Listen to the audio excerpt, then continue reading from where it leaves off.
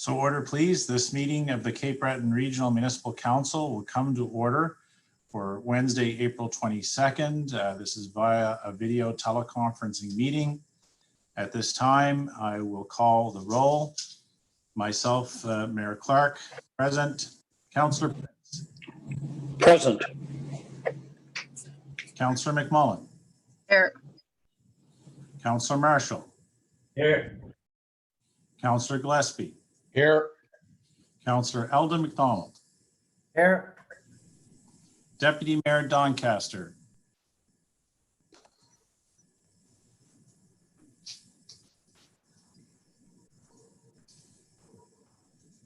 You can unmute Deputy CAO, Deputy Mayor Doncaster's device, please.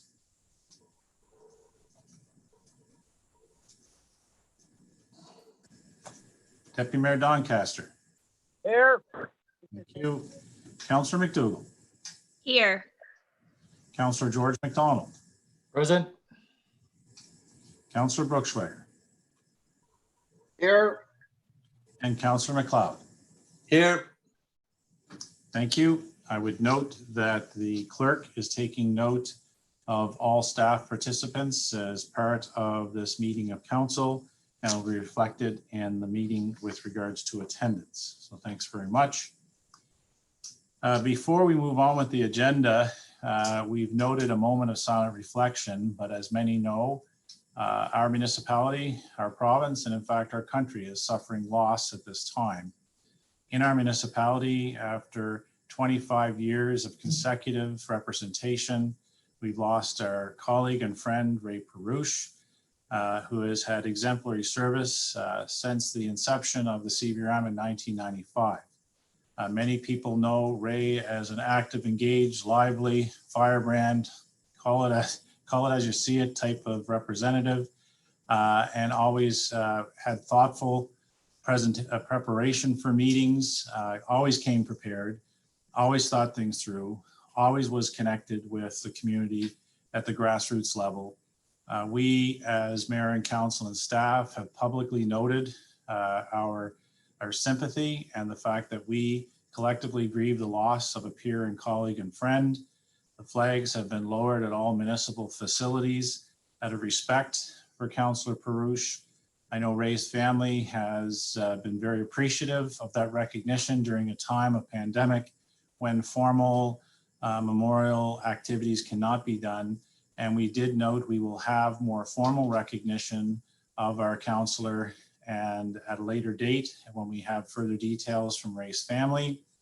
I would note the flags that are flying in front of City Hall will be presented to the family as a token honoring his service to the public over those 25 years and a recognition of our respect for him to them as a family. So as we as a council and staff and municipality mourn the loss of Ray, we also recognize he was a fighter to the end.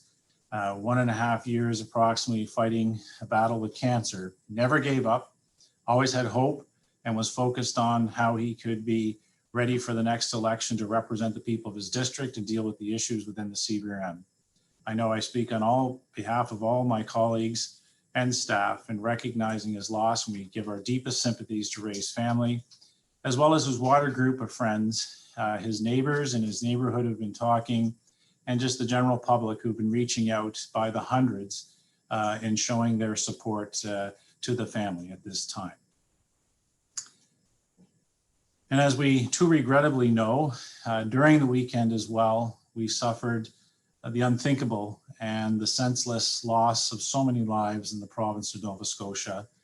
Canadians from coast to coast to coast have collectively come together to honor the lives of those who have been lost, for those who are injured, and to also thank those emergency responders and providers at this time.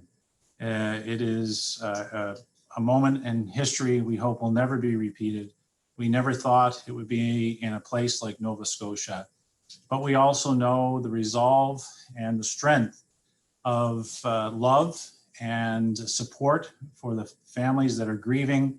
We cannot possibly comprehend to what extent, but we know and we've seen by our own acts of remembrance here, through the lighting up of the council chamber at City Hall, to the big fiddle down at the port, to Station 1 and other fire stations, and people doing acts of remembrance and celebration of what is great about our province and country. Whether that's lighting a candle, putting some tartan out, we collectively are stand with our other municipal colleagues that are dealing with this in their own communities. And we know from history in our own community in 1992 with the MacDonald murders, we know how much that shook the very foundation of our community and affected the world. So on a greater scale, we can only imagine the impact that is being felt on the mainland at this time. And our heartfelt sympathy, thoughts, prayers are with everybody that's grieving. And we also want to offer our support and strength to those who continue to do the important work to deal with the investigation, those who are dealing with all of the providing of services and supports, and grief counselors and everybody in the system that have stepped up at a time of greatest need for so many. And so again, with that and with the loss of Councillor Brucksch, I would ask at this time that you collectively join with me for a moment of silent reflection, a moment to honor, and a moment to think and be thankful for everything we have in our community that speaks of the greatness of public service that we are privileged to do.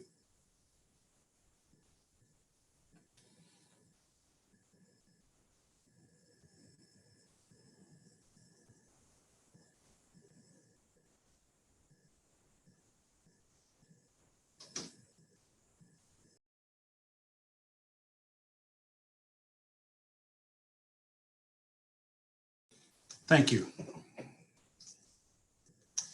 I would like to thank everybody, and I would note again, given these extraordinary times and the measures we're doing now, we will at a later date have more formal and appropriate recognitions as well. But I thank all of our colleagues and our staff who have been part of this. And we are truly appreciative of all the efforts that have been extended. And it also reminds us how lucky and fortunate we are to have our emergencies providers within our own community, everyone that's stepping up, as I look from the store clerks to the people that responded to a storm on the weekend, making sure that our lives are as safe as possible and we can function well as a community. So again, as we go into this meeting, whatever challenges we face, we should be grateful for the opportunity to have these discussions. And so with that, we move on to the first agenda item, which is approval of the minutes as previously distributed from the council meeting of April 7th, 2020. I would take them, please. Second it. So it's moved by Councillor MacLeod, seconded by Councillor Prince to approve the minutes as presented. Any discussion on the motion? Question. Question's been called. I will now call the vote, starting with myself as mayor. Yes. Councillor Prince. Yes. Councillor MacMullin. Yes. Councillor Marshall. Say it again. Yes. Councillor Gillespie. Yes. Councillor Eldon MacDonald. Yes. Deputy Mayor Doncaster. Yes. Councillor McDougall. Yes. Councillor George MacDonald. Yes. Councillor Brucksch. Yes. And Councillor MacLeod. Yes. Thank you. Motion is carried. Next, we have the approval of the agenda as presented. Is there a mover? I'll move. Moved by Councillor MacMullin, seconded. Second. Seconded by Councillor Brucksch to approve the agenda as presented. Discussion on the motion. Question. Question's been called. I will now call the vote, starting with myself as mayor. Yes. Councillor Prince. Yes. Councillor MacMullin. Yes. Councillor Marshall, Yes. Councillor Gillespie, Yes.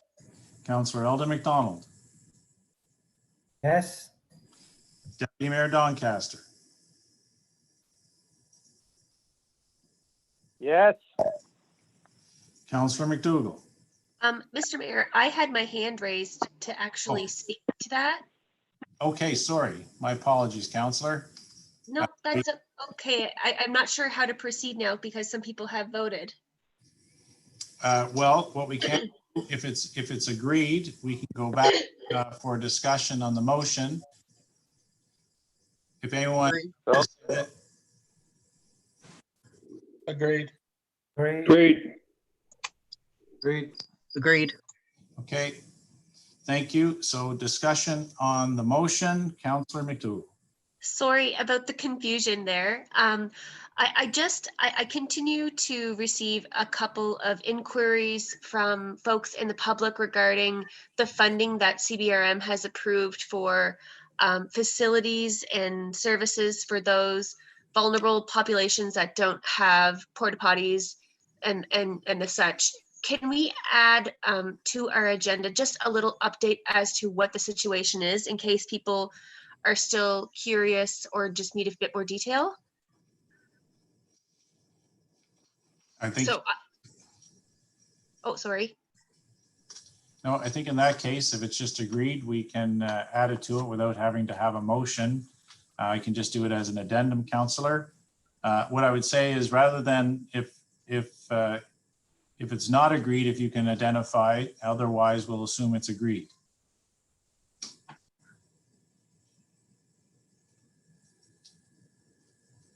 So we'll put that on as agreed to add that in terms of an update as agenda item 4 on the agenda. Thank you. Agreed. Is there anything, any other discussion on the motion? Question. No, we still have to, yes, we'll go back through. I'll call the roll again for the vote. Just to go back, is Mayor, yes. Councillor Prince. Yes. Councillor MacMullin. Yes. Councillor Marshall. Yes. Councillor Gillespie. Yes. Councillor Eldon MacDonald. Yes. Deputy Mayor Doncaster. Yes. Councillor McDougall. Yes. Councillor George MacDonald. Yes. Councillor Brucksch. Yes. And Councillor McLeod. Yes.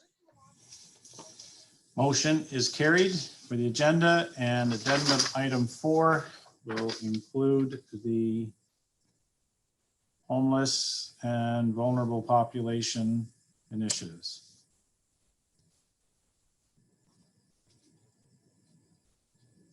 Okay.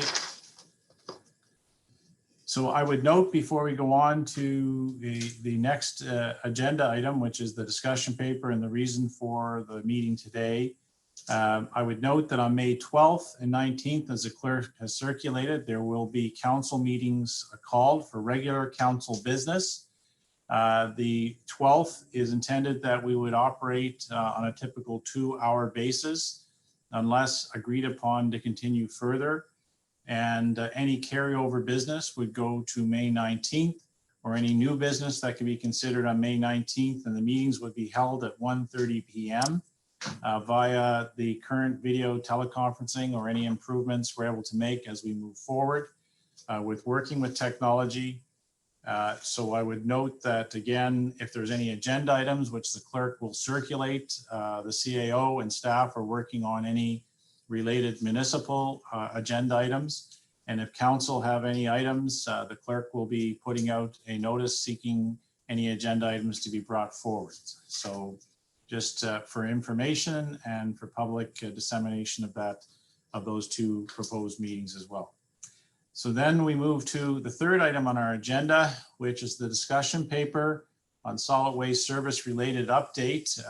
Before we go to Francis, I would just have Director Wayne MacDonald just to start things off, please. Wayne.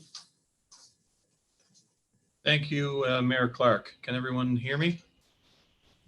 Okay. Thank you. So CBRM management and frontline staff continue to monitor information from public health, provincial orders, and emergency management officials.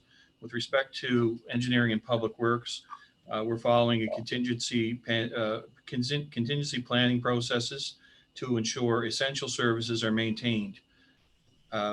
One of those particular services includes the solid waste management services, and staff has provided a discussion paper to council with respect to solid waste specifically. And we have Francis Campbell, manager of solid waste, to go through that item. Welcome, Francis. Okay, thank you, Mayor Clark. I'm assuming everyone can hear me. Yep, we can hear. I believe everyone has a copy of the discussion paper, which was distributed with the notice for the meeting today. So I'll start off. I won't read word for word, but I'll go through it.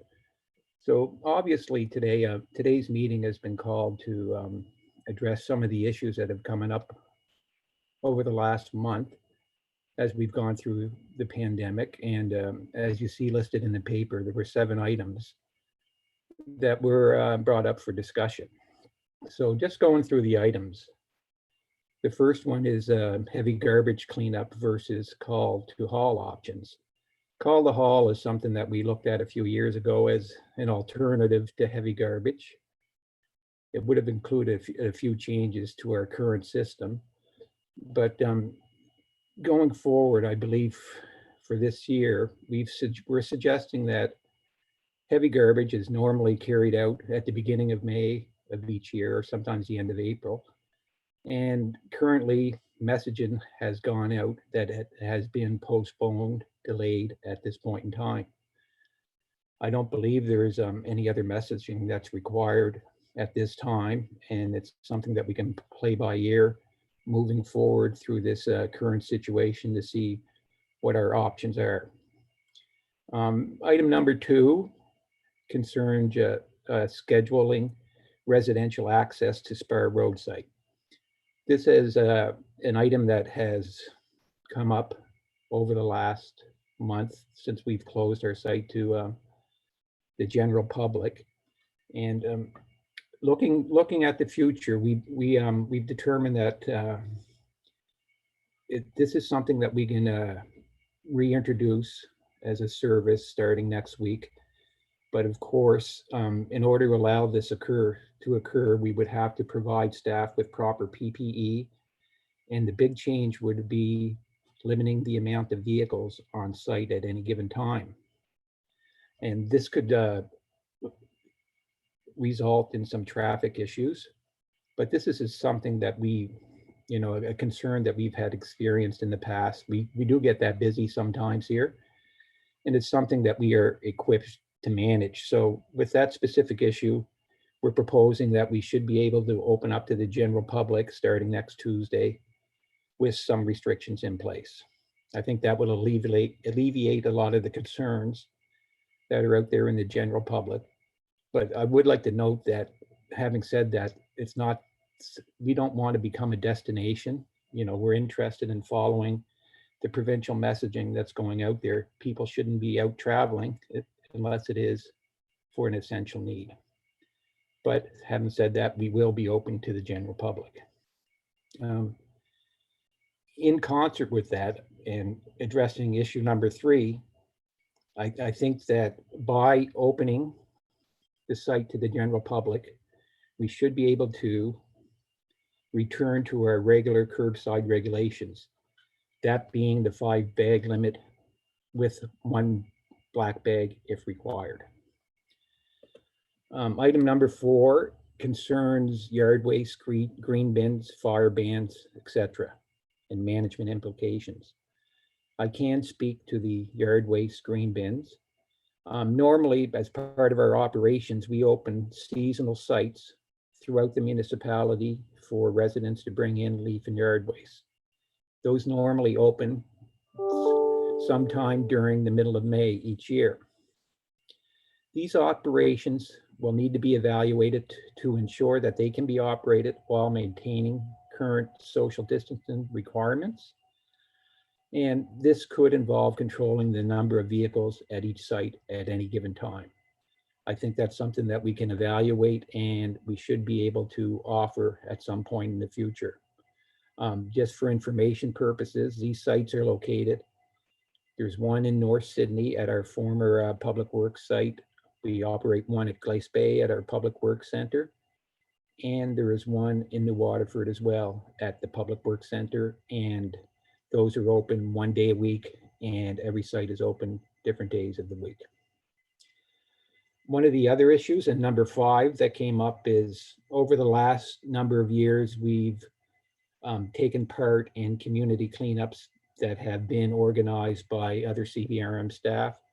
We offer a lot of support during these cleanups, and it's a great way for the community to get together and to clean up the communities. It's been a great success over the last number of years, and it usually happens right before heavy garbage. I believe under the current measures being put forth by the medical officer of health for Nova Scotia, it would be appropriate to reschedule these events for such a time when these activities can be undertaken. So I believe it's something that should happen, but not at this time. Number 6, the item number 6, and one of the issues that has been raised is illegal dumping concerns, public education, and enforcement.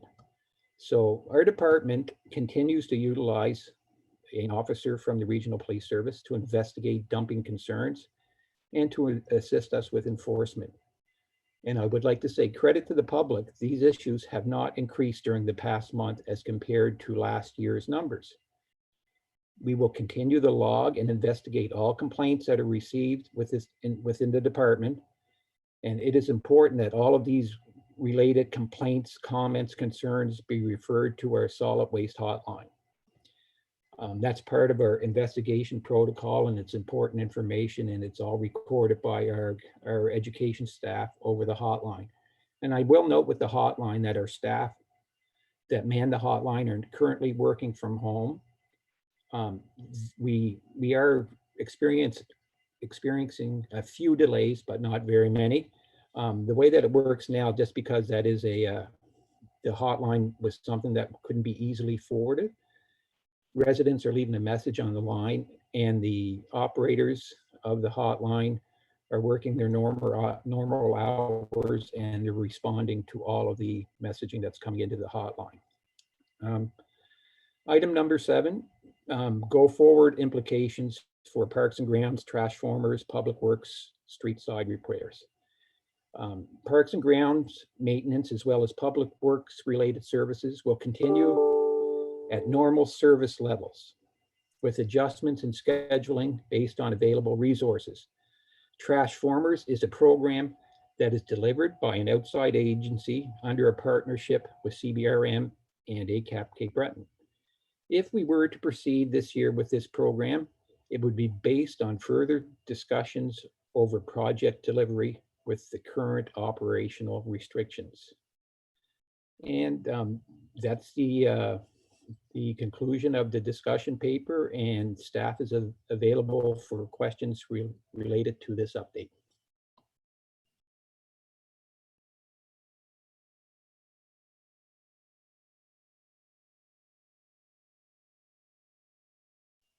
Mr. Mayor, you're on mute. Thank you. What I would suggest, thank you very much, Councillor MacMullin.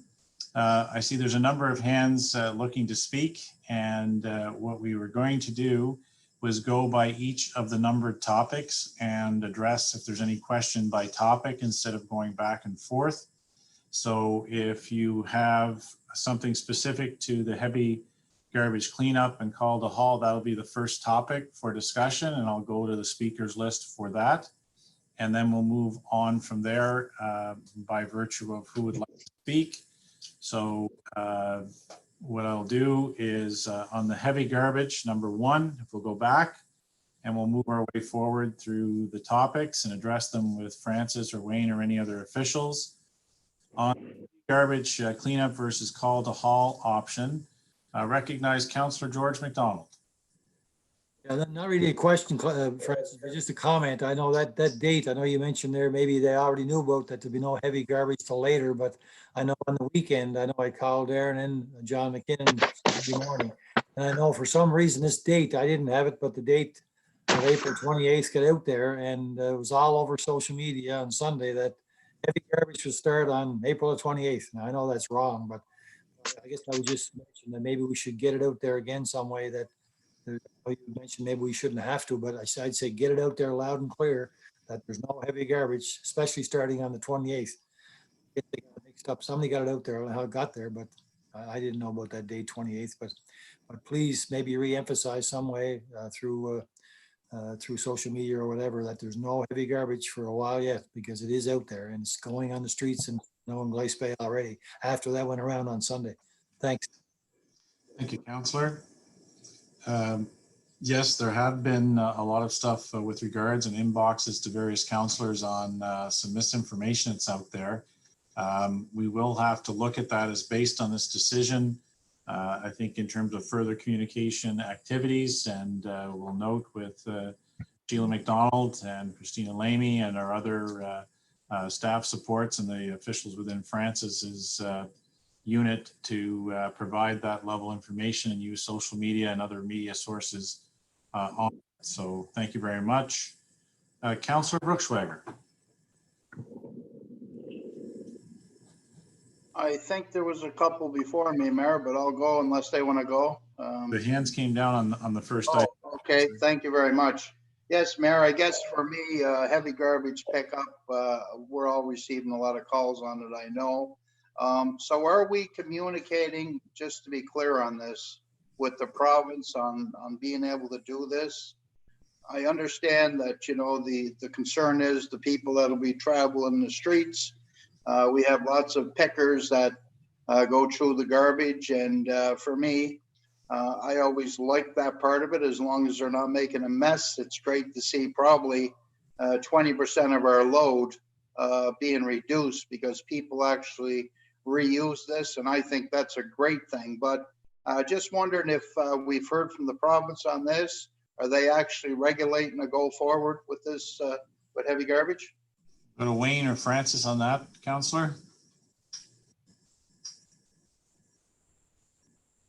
If I could, Wayne MacDonald, if we, I guess the whole idea, and certainly it was identified, Councillor Brucksch and communicated by yourself, that that the destination item holds real issues now under the current provincial orders, because we know that that the piles that are out at various homes become certainly a destination for all of the pickers and folks that are looking to reuse, recycle, or repurpose items. And that was the whole reason for delaying the heavy garbage at this point.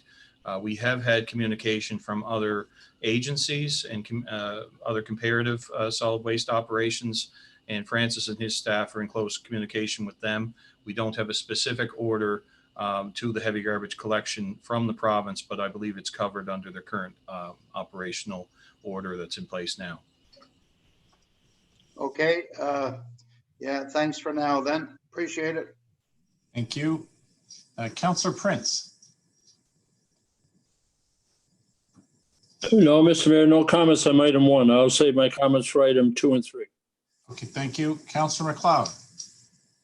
Thank you, Mr. Mayor. Question I would have about the call to haul is, where would this garbage be placed at on the property? It's very important because of the heavy equipment that is in place that will be used to gather this material.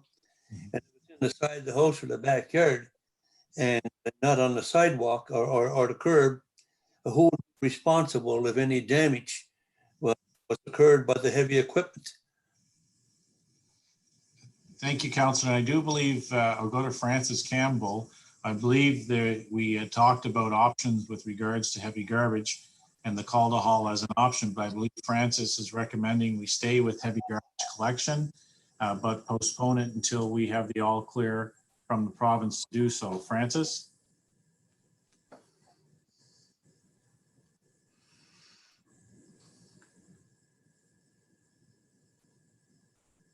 We have audio for Francis this time.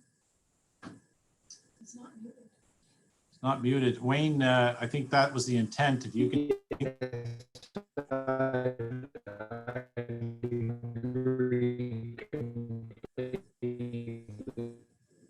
So Francis, unfortunately, the feed wobbly now or garbly. Okay, I can answer that, Mayor.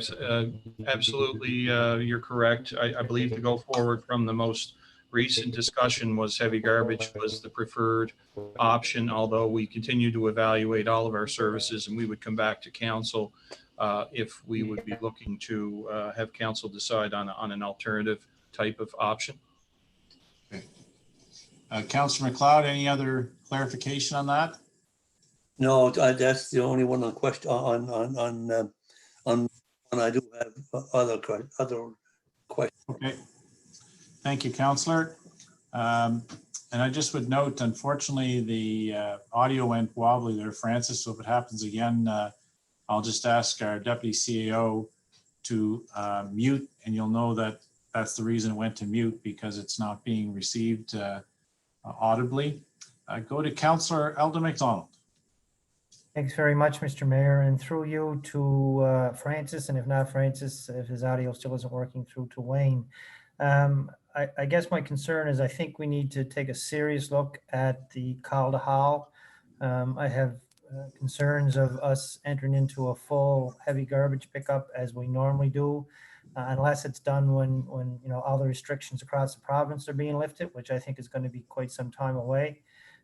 Hopefully not, but unfortunately it looks like there's going to be a bit of time to this whole issue we're dealing with. So I'm thinking of some of the people that have apartment buildings and whatnot that have contacted me, and people looking to go to the solid waste facility. We could even alleviate those individuals from going themselves, even though they may not see it as heavy garbage that they would put out on our normal heavy garbage pickup, because they have the ability to take it themselves. I think those people could also do a call, and then the contractor could come and haul that stuff away, and that way we're limiting the amount of people that are entering our facility. I think it's important to me that, you know, as little as possible, we have people going through the gate there, understanding that it has to be opened and work needs to continue. But I think the Calda Hall could answer some of those current people that are looking to go on their own. Could have at least one contractor going into the facility as opposed to multiple people. So I think some serious discussions have to happen to look at that alternative. And I do believe, I'll go to Francis, but I do believe that what we're looking at is to stay with the heavy garbage, Councillor, assuming we do get the green light. This would not happen until we have the all clear from the province themselves. But if for whatever reason the pandemic and state of emergency gets prolonged further, we'd have to revisit that. I'd go back to Francis on that. If he can you hear me now? Yes. Okay. Calda Hall was an option that we presented a few years ago as a replacement for heavy garbage. I would suggest that at this present time, it's not the time to do heavy garbage or even to attempt to do a Calda Hall. I think the intent is that at which time that it becomes possible to carry out heavy garbage, we'll come back to council to look for the go ahead with that program at that time. That is the intent. Yeah, and I understand and I agree with that, Francis. I guess my concern is with how long this is going to take. Just using the example, if this goes through the summer and we're heading into a fall, and bans still aren't lifted provincially, and we're still trying to keep the process flattened, as they say. You know, is that the summer's gone now, or are we getting to when does that decision actually happen? And understand it doesn't have to happen now, but I think we need to have the other process ready to roll in case the decision is to switch to the Calda Hall, that we have that ready to roll and how that's going to be done, as opposed to waiting until that time comes and then trying to figure it out. So, but I understand that I would prefer to wait now also and do the full heavy garbage like we normally do. But I just want to make sure that there's a backup process already to roll if we have further discussions in a month or 2 or 3 months time to change course. And when we change that course, we're ready to roll that out. So Call the Hall is a program that we looked at quite extensively 3 or 4 years ago. And my familiarity with it would give me the confidence to say that if required, it's something that we could probably start up within 1 or 2 weeks. Okay, so would there have to be that kind of a lag time though? If that process was all ready to roll, would there still have to be a 2-week downtime in that? Under our current procurement policy, we would need some lag time in order to put the proper agreements in place. Okay, yes, understood. Great, thank you very much. So thank you very much, Councillor Eldon. I would just go Director MacDonald and or Francis, based upon the fact we're looking at the heavy garbage cleanup as a priority and people are seeing it as a necessity going forward. Like the recent road work that was done with some of the initial tender work put out and received, but it was not awarded until the timeline was there. The council had the agreements in place. Is that something you're contemplating doing so that when the time does come and we do get the green light all clear from the province, we would be able to proceed immediately with a heavy garbage pickup at that time? I'll go to Director MacDonald or Francis. That's something that we could possibly do. We would have to talk to our procurement people to make sure that we're not committing ourselves to anything just in case it's something that we're not able to carry out at the present time. I think we could put some wording into the agreement to make sure that, you know, we could do some sort of pricing agreement that wouldn't tie us to paying out even if we were unable to carry out the service. I do believe, Wayne, we've done that with roadworks. I think that's possible, Director MacDonald. It certainly can happen. I guess and I think maybe what we can do is take a look at options, and as Francis indicated, we'll talk to procurement. There is a possibility that could go out. I think your pricing would be best suited when we have the exact time frame in place. And we typically give a lead time to the public for heavy garbage, usually a 2 to 3 week lead time, which could coincide with the tender anyway, so that we once we decide it's a go, the procurement would happen at the same time that the lead time to get the materials out is happening. Thank you. If there's anything further in terms of a follow-up to that item, we do have our meeting on the 12th or 19th that we can discuss that as well for next steps. So Councillor Brucksch on heavy garbage. I just, Mayor, I think the message here though, and Councillor MacDonald brought it up, is that, you know, we don't want people putting the garbage out anywhere near the curb at this point until we get the all clear and there's a plan, you know, revised here, because I see a bit of it out there. And I think we have to do whatever we can to advertise the fact that we don't want them at curbside, put it beside the burn, do something, a tarp over it until we get a clear plan. Thank you. Yep, thank you very much. Good points. With that, seeing no other hands, I'll now move on to the second item, which is scheduling residential access to Sparrow Road site and waste drop-off sites. I will recognize Councillor Prince.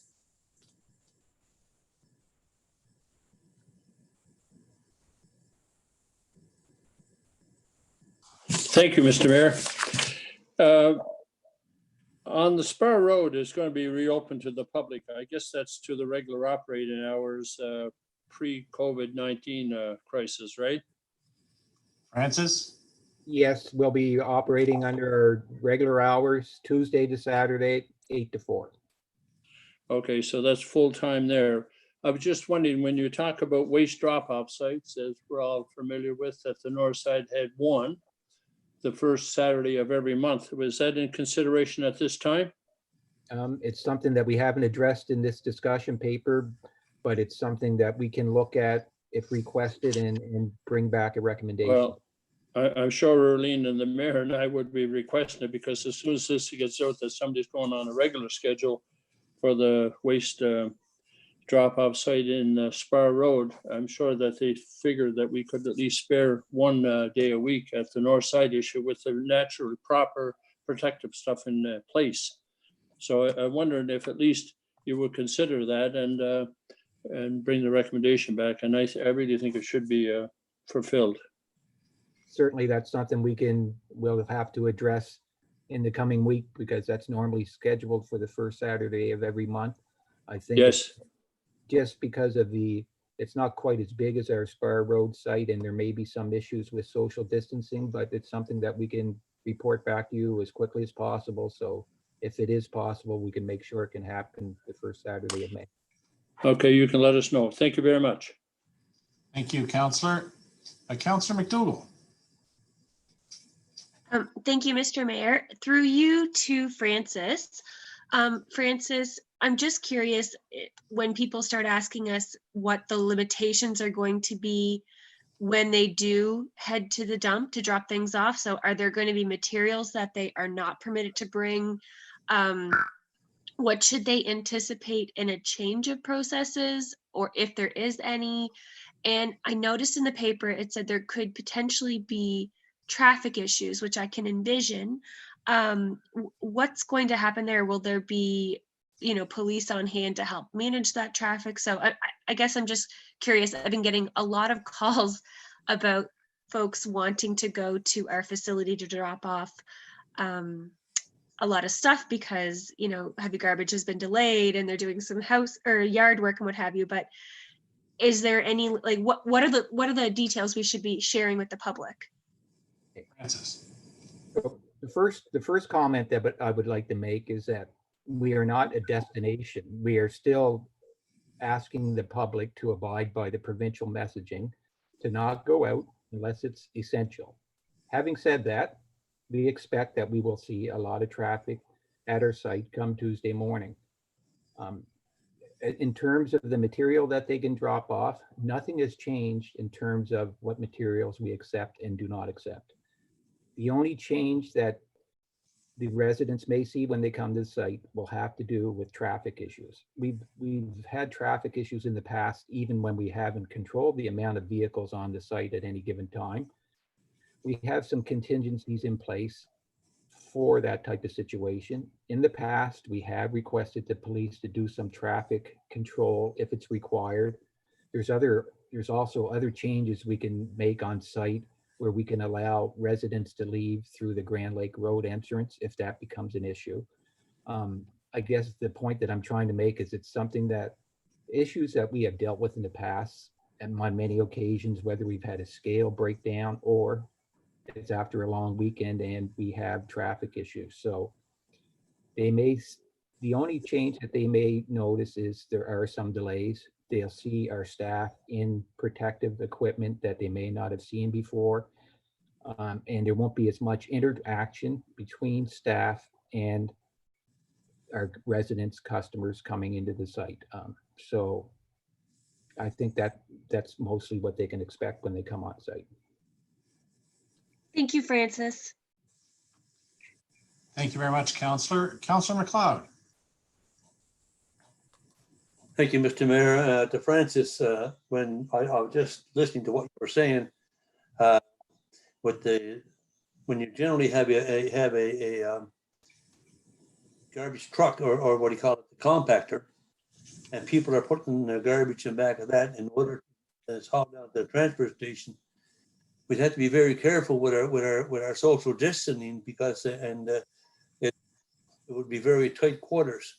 But my concern is, as you know, Spar Road is part of District 12. Backups and traffic tie-ups before, but one has to consider that road is quite wide.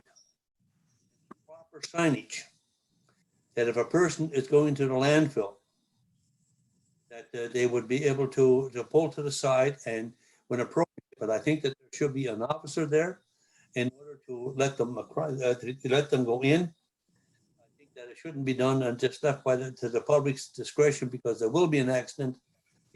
I agree with that. It will, you say it's not a destination, but it will become a destination. And I'm very concerned that on the Spire Road, that the people who are because a lot of people that access the Spire Road to go downtown to eliminate the traffic lights. And so you're looking at probably 20,000 cars per day.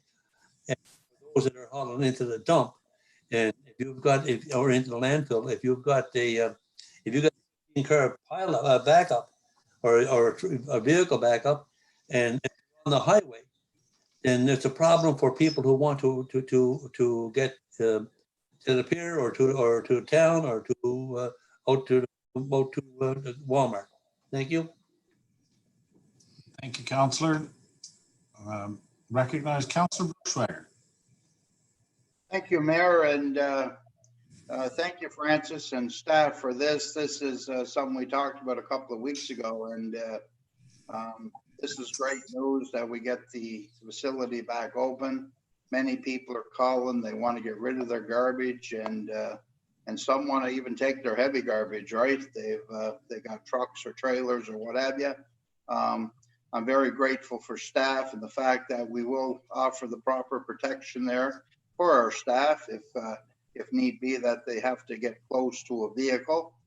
My thinking is that staff shouldn't really need to be that close there. I think they should be able to back up, I believe, Francis, in a safe manner, but to offer that extra protection is just great. And I want to thank you and staff for this. I think this will really help. There's so many people out there that I got calls from that just want to get rid of their garbage.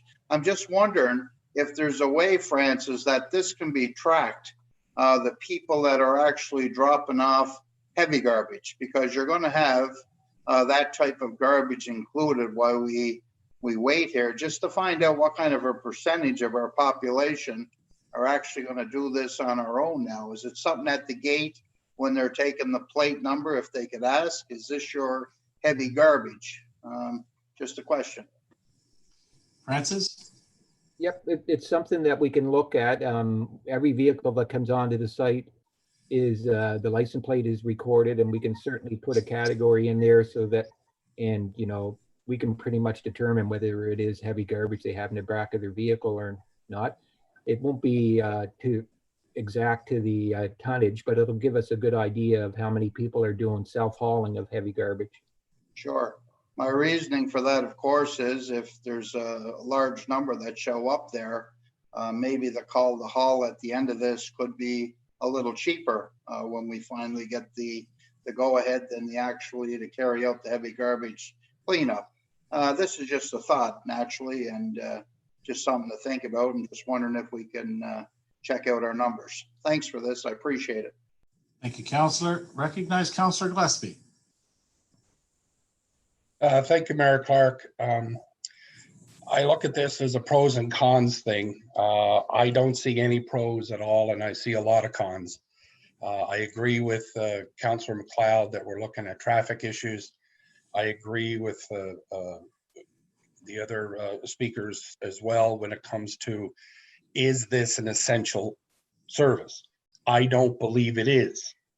I believe picking up the garbage at the curbside is the essential service. I'm not talking about heavy garbage. I don't think we should do that at all until the fall. But as Councillor Darren Brucksch pointed out, giving the protective gear to the frontline workers at the depot is good, but the old saying is the best way to avoid a punch is just don't be there when it's thrown.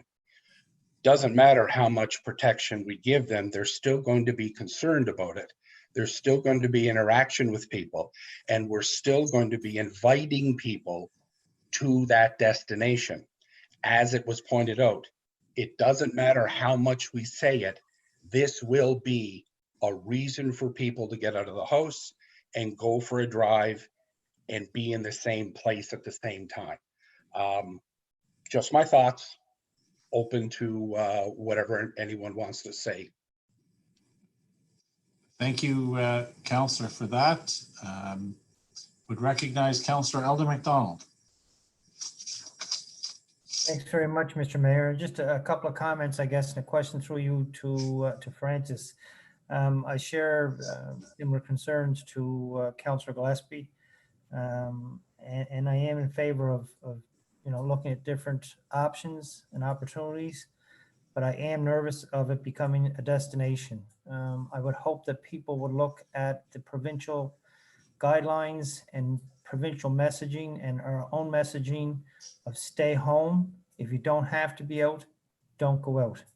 That's the key thing to getting the solid waste facility back and open under normal circumstances. The more people that stay out of there and the more people that stay home, the more we'll get our businesses and our own facilities opened for good. I'm concerned of not only our employees, but you can give protective equipment to our employees, but the public are not going to have that same protective equipment. Some will go in that facility with gloves and masks on. Some will go in there with no gloves and no masks. Once we contaminate the site and it only takes one individual to contaminate that site. And then we're into a situation where you're going to have an investigation of who was in there, what license plates came in the facility after the contamination happened, phoning those people, finding out who that person was in contact while they were there, when they left. That becomes a burden on the healthcare system and our frontline workers that are working in our hospitals, and that's the main concern to me.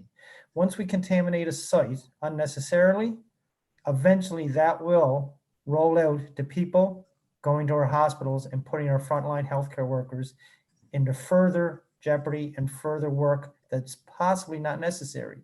So if you have stuff that has to go to the dump, and I understood because I've heard from my own constituents where they have stuff they want to take, I understand that. But I hope that after next week, when we try this, that people will not take it upon themselves then to just make a decision of, oh, the dump's open, so let's do this anyway, just because it will give us something to do and somewhere to go. We need to stay out of our solid waste facility as much as possible to protect ourselves, to protect our healthcare workers, to lessen the burden on them, and to get everything open permanently. And by staying home, that will help achieve that goal. Francis, the question I have is, when you're talking about limiting people in the facility, are you talking about one car in, one car out? Are we talking about allowing people to call up and book ahead of time, which I think would be a favorable thing to do? I think if you're going to limit people, I think it should be people calling in and booking their appointment to come in, as opposed to having traffic lineups. Just use an example, you could have 60 people go to the dump tomorrow. 55 of them might all go there at 10 or 11 o'clock tomorrow, and 2 or 3 that might go through the rest of the day. The rest of the day is basically not that busy, but for 1 or 2 hours, it's crammed. If we have an appointment type of schedule where you're allowing people in every 15 or 20 minutes or whatever the normal time would be allotted for cars to come in and leave, and you guys would have a record of that because you track the plates when they come in and when they leave. I think that's a safer way to do it, as opposed to having these potential tie-ups and traffic tie-ups. And, again, it comes down to the more vehicles on the road, the more chance you have of having collisions or accidents. Again, we don't think those things are going to happen, but that end result then becomes another healthcare issue of people coming to the hospital and putting the frontline workers in a situation of receiving more work than they need at this time. So I'm very, very concerned about our healthcare workers and the actions we take that affect their responsibilities and their jobs that they're trying to do. So if you could maybe just answer the question in regards to how you plan on allowing the vehicles in and out. Thank you. Go to Francis. Okay, so keep in mind that our site is probably about 20 acres big. There's various spots throughout the facility where vehicles are at any given time. Because of the software that we use at the scale, we have the ability to know how many vehicles are on site at a time. So we won't put a specific number on it because there's so many different spots on the site, but we will be monitoring where vehicles are on the site, how many are in, how many are out, and we'll ensure that we will limit the number of vehicles on the site at any given time, so that social distancing can happen properly. Okay, well, trusting that you guys have that software and the ability to look and track that, I'm on the page of, if there's, I understand there's multiple sites. That's why I'm asking the question. If there's 4 or 5 different sites, Do you allow one vehicle to each one of those sites, or do you allow two vehicles to each one of those sites, or do you allow three vehicles to each one? Like, I would like to know a little more of that detail of how that would be planned to roll out. But anyway, I'll leave it in your hands. I'm trusting the staff have the software and the ability there to protect our staff and to protect the public and to lessen the burden on everyone that's involved in this process. Thank you. Thank you. Just for information purposes, to give you an idea of the number of vehicles that we'll see on a given day. Now that we are closed to the general public and we are only receiving the traffic from our own collection vehicles and registered customers to our facility, we are fluctuating between 50 to 60 visits a day on an 8-hour day. Before this happened, on a normal day, we would see anywhere from 200 to 250 vehicles. So that'll give you an idea of the amount of traffic that we get, but you got to remember that that's during an 8-hour day. It's something that we are confident that we will be able to do safely. And our best control at the end of the day is not letting too many vehicles on site at any given time. That's something that we can control easily. There's only one way in and one way out. So we can limit the number of vehicles on site at any given time. Okay, thank you very much. Councillor MacMullin. Thank you, Mr. Mayor. And I'd just like to follow up on some concerns raised by Councillor Gillespie and Councillor Eldon MacDonald. One thing that I believe Francis has made clear is that CBRM does have the ability to limit the access as required to our facility. I do understand it will cause some, possibly some traffic backup, but again, we do have the police to help us out with that. But when we talk about the protection of our frontline workers, we do have to remember that frontline workers also include our contracted trucks and collectors that are on the street. And I can only speak for my district as driving around, but we took the limit off the garbage bags, and there were people that took great advantage of it, and there were people that took over advantage of it. I mean, I know there's been houses here that have put out well over a dozen, possibly 20, possibly more, of black bags that included materials that normally would not have been picked up. And we have the same individuals collecting the garbage on the side of the road, not knowing what's in the bags, an absurd amount. They don't have extra employees. They don't have any extra, protections put in place. And it's very demanding. And I worry about those employees as well. So I do understand the reasoning for wanting to open up the facility for sure. But I guess that leaves me with two questions. One question, and Mr. Mayor, through you to Francis, is possibly, I mean, with the first couple garbage weeks gone by, where we took the limit off the garbage bags, the black bags, have there been particular issues that have come to your attention that could be addressed by reopening the facility, the Spar Road facility, as you said? And the second question I have is, I know with commercial, your facility has them registered via license plate. Is there any way that we could possibly limit, if I decided to go over, that you could run my plate and see that I've been there 5 times this week, or that I can only go once a month? Is that something that we would have the power to do? Because I believe if we said to people, we can keep track and you're only allowed to come here or to any facility once a month, they would make more of a conscious effort than just like, oh, I think I'll, it might not be as much of a destination point, more of a, a necessity then. Francis? Okay, so I think there's 2 issues there. So responding to your first inquiry having to do with us taking extra bags over the last number of weeks. Last Friday was a particularly hard day for our collectors. I believe North Sydney was one of the collection areas. And we got a double whammy because last Friday was a double collection day because the previous Friday was Good Friday. So they were actually picking up for two weeks worth of material. Just to give you for instance, our collectors normally would pick 4 tons, and that would be it for the day. They would fill up the vehicle and once during the day and they'd be done. Last Friday, one of our collectors picked up 10 tons of material. That's one of our own collectors, CBRM single stream, 1 driver vehicle. he had to empty out twice and go back for the third time. So we saw a big increase in the amount of material out of the curb. But again, some of that can be attributed to the double pickup. So what's the lesser of the two, you know, whether we take extra bags at the curbs or do we open the facility? Our staff are dealing with solid waste all the time, be that the collectors or our staff on site. They're trained to deal with this material. When they're picking up garbage, even before the COVID experience, we never knew what was in the bags. We always treated material as if it was contaminated with something. So it's not new training that we have to offer our staff. They're equipped to deal with this type of material. We've taken some time to look at how we can operate in an even more safer manner. And I believe that the way forward for us is to go back to our regular collection at the curb with the 5-bag limit, which will help preserve and protect our collection staff going forward, because this is hard on them. They haven't had a break over the last month or two. And how do we take care of that extra garbage that people may have? We'll open the facility for general public access. Again, with the caveat that it's not a destination. If it's something that you absolutely have to get rid of, the option is there for you to bring in the material. So I think that's the way forward. That would be my suggestion. Councillor MacMullin, anything else?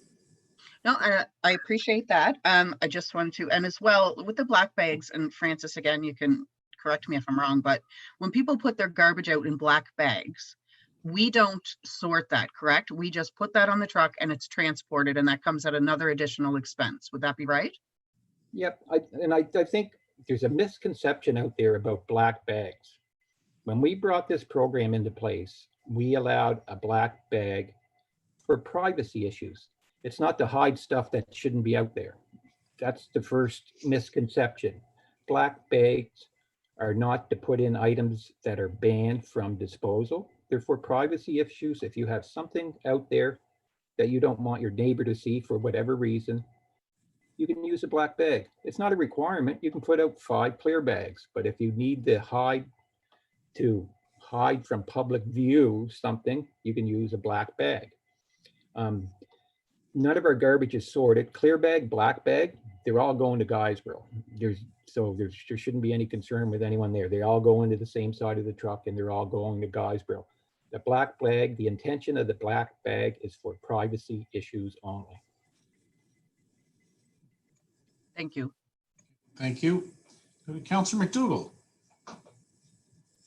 Thank you, Mr. Mayor. I just want to circle back to something I think that was mentioned earlier on in this conversation, and that folks that are going to our facilities should only be going there if it is an essential drop off. So I'm just looking for some clarity around that.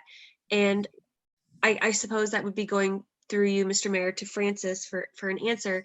My second question has to do with communicating this to the public. So I know in the last meeting that we had, I had requested that, our communication staff, just share with council when they're posting information. I just look back at the Facebook page and information on fire burns, like information, any of these adverts that are going out, these little infographics, it would be really, really helpful if councillors had those in hand, because when we are getting calls from the public, it's easier to have a file going on my computer of all of my, information as it changes day by day, rather than trying to scroll through a Facebook page trying to track it down, because I don't know, I can't retrieve that answer quickly. So I'm just concerned going forward how this messaging is going to go out there. I'm concerned about that word, essential, because the conversation, the concerns have already been said here. People are really feeling 5 weeks of being in isolation. And if there's an opportunity to get out, I can imagine, people are going to take that. It's very tempting for sure. So how are we determining what is going to be an essential drop off to any of our facilities? Francis? Essential is a word that is used in the emergency order from the medical officer of health from Nova Scotia. He doesn't have a list of determining what an essential reason for leaving your house is, but he lists us as an essential service. Solid waste collection and disposal is an essential service. I guess what I would say is that's up to the resident to determine if it's essential for them to come to our site to dispose of some material. At the end of the day, the onus is on them to make the decision themselves. We're not going to be stopping people at the facility and saying, is what you're bringing here essential for whatever you're doing? That's up to the people of our community to determine whether it is essential for them to come to our site. That's not something that we can determine, but it's wording and language that comes directly from the emergency order issued by the Provincial Medical Officer of Health. Thank you, Francis. Councillor McLeod. Thank you, Mr. Mayor. A couple of questions I'd like to have answered. First of all, let's go back a little way, and then Francis said that you could exit out on the Grand Lake Road. Then how would you ever get the diversion credits? Because you wouldn't know the weight of the vehicles coming in. You know coming in, but you wouldn't know it going out. And secondly, as I said before, Spar Road it can accommodate 4 lanes of traffic, but it's on the dirt. The 2 lanes would be on either side would be a dirt lane, and it's well graded, and there is no problem parking there. With proper signage, you could eliminate that problem, and with the police officer. But I think that we have to recognize that it will be a problem if we don't do something about it. So if you're going to be blocking the road with people in, people will get very frustrated. They're frustrated enough now, and they will be much more so if their vehicle is not permitted to go through on the highway on Spire because of a vehicle running into the landfill. Thank you. Councillor. Councillor Gillespie again. Yes, thank you, Mayor Clark. And just as a follow-up, I feel a little more confident now that I've heard Francis speak about the staff and staff's concerns and abilities. So my biggest concern here is staff, but if Francis is comfortable as the director, then I'm a lot more comfortable now than I was before this started. Thank you. Thank you very much, Councillor Gillespie. So with that, we'll move to the third item, which is communication plan for what curbside waste collection includes. And just to go to Councillor McDougall's comment, you are correct. We talked about the fact that communication and the case of the corporate through Christina Lamy will ensure that Sheila MacDonald on behalf of council receives any updates that are going out so she can provide them to council in the supporting material. So you can use it with your own social media activities, as well as having, as you say, as your reference point for your own database. So that will be key there. And the other piece that has come of this, with all of any changes, are going to require radio and newspaper ads to clarify the same as well. And we'll be heads up when that is going to roll out. So on the communication plan in terms of curbside waste collection, would now open it up to Councillor MacMullin. Thank you, Mr. Mayor.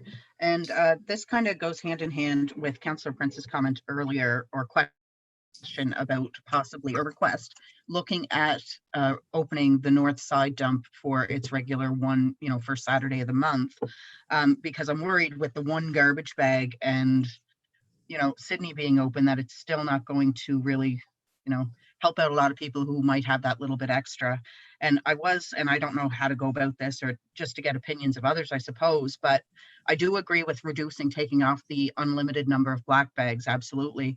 But I was wondering if it's something that we could consider, as opposed to going back directly to the, the one bag. Could we possibly look at allowing 2 black bags? Because there is a lot more private material right now with everybody being left at home, I believe, just I don't know, protective equipment, gloves, masks, people that are taking care of people that have moved back into their homes. I know a lot of people in long-term care have moved back in with family, and there's other items there, because I did receive a few calls that I was able to let them know that the black bags were unlimited because they were going to have a lot of personal items that would exceed that. And I know we do have the option that you can call the solid waste hotline and ask for that, special, permission, I suppose is what I'm looking for, depending on the circumstance. But would it be possible, or is it too much of an overload to possibly allow the second black bag for the time being? Just on that, Councillor MacMullin, before the meeting, had an opportunity over the lunch hour to speak to Director MacDonald. And I think part of the discussion, just going to what Francis Campbell said in terms of where the garbage would go, is the sheer volume. As I said to Wayne at this time, similar to yours, is that a lot of people have extra, both people at home at any given time, as well as other materials. Now we have protective equipment and other things that people want to deal with. So I think Director MacDonald, if I go to you, I think the bigger thing was trying to control the sheer number of bags put out, and that the 5-bag rule is the most important thing, just to speak of the burden on the collection staff that are out there on a weekly basis. Thank you, Mr. Mayor. Yes, so certainly I think the message is clear from staff. We can't continue. It's not sustainable to pick up the unlimited number of bags. What we would have to do as operations is engage additional resources, possibly contractors, and it would really be detrimental, I think, operationally, to keep going that way. So if we reduce back to the regular number of bags, I will certainly talk with Francis after our meeting to discuss what that entails. And I think, as Francis has indicated, the identification of the black bag is for privacy reasons. So we'll look at that. Councillor MacMullin, if they do the follow-up on that, does that meet your question or concern? It does. Thank you very much. Thank you. Councillor Prince. Thank you, Mr. Mayor. I agree with you and Councillor MacMullin. Well, I had a book written, but I'll go to the paperback version here. On March 24th, the changes read the solid waste issues, one of them being the allowance at the curb for extra bags for residential pickup for residential customers. We knew the decision could provide a risk factor of abuse for some residents, but overall it seemed to be well. I'm glad that you had the conversation with Wayne, and he reiterated that they would look at it. I have no problem with the 5-bag limit, but I have a bit of a problem with the 1-bag limitation. And I'll end it by saying these are extraordinary times, and we just have to give some extraordinary leeway to it. So if you would consider that the 2 or 3 black bags out of the 5, I would suit me fine. Thank you. Thank you, Councillor. And Wayne and Francis will follow up and get back, because I think the issue they were facing was the sheer number that again was in place. There's no other speakers on number 3. We'll go to number 4. Yard waste green bin for the fire ban related for the management implications. I know there's been discussions around leaf and yard waste and the sites. Any questions or comments that people would like to make on this item? Noting as well to Councillor McDougall, there's a public education piece associated with this. I'll go to Councillor Brucksch.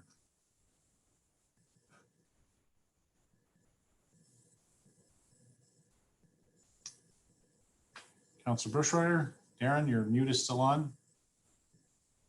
I was talking away, Mayor. I apologize.